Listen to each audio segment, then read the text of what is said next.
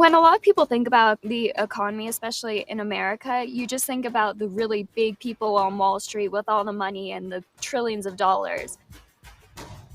The economy is so much more. It affects everyone. People just don't really know what's happening, and they have no idea what goes on in the economy, and they're almost afraid to start to learn because everything seems so complicated.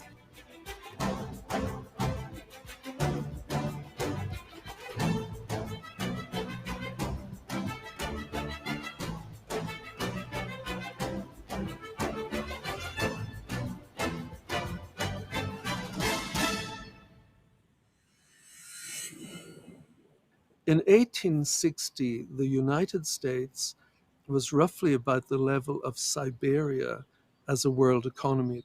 Then the railroads went in, and 40 years later, it was the largest economy in the world. And if I were a high school student, I'd be asking, what on earth happened? We have railroads and we have cell phones and we have very sophisticated medical techniques. Where did it all come from and how does it interrelate and how did it get there? That's all our economy. It's our whole world, all these technologies. And they're all giving us a level of wealth or well-being or whatever you call it. And when you look at it, it has a lot to do with innovation. But innovation of what? Innovation of technology. The US economy has been growing at the rate of 2.5 or 3%. This sounds sort of slow, but actually it's pretty fast. And this has been going on since the mid-90s.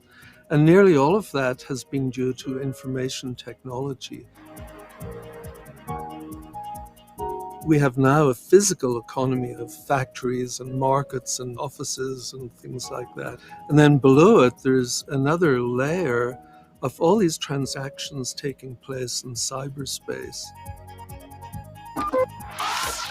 That starts an entire conversation in this other economy that we don't see. It's computers talking to computers. It's in that second layer of the economy. It's like a root system now in the economy, or even a neural system. So it's almost as if you had a physical body or like a physical organism, and it's developing a brain or a neural thing that's deepening and deepening. Most of the growth in the economy is happening at this unseen level. It's becoming more and more and more important.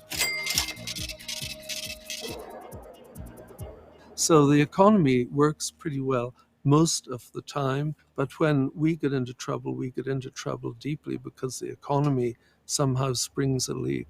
We've just been through 2 years of one of the worst recessions in living memory, but the US will survive by being able to innovate because this is the place where a lot of technology surfaces.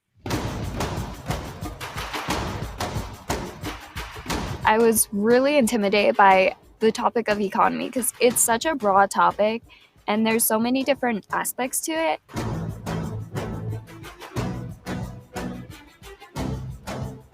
Economic teachings in schools and teachings on finances, something that should really just be required in schools. I hope my generation can do a better job and just be more responsible. Knowing how big of an effect economy has on the world, it's really changed my view and made me think that this is something that I really do want to go into.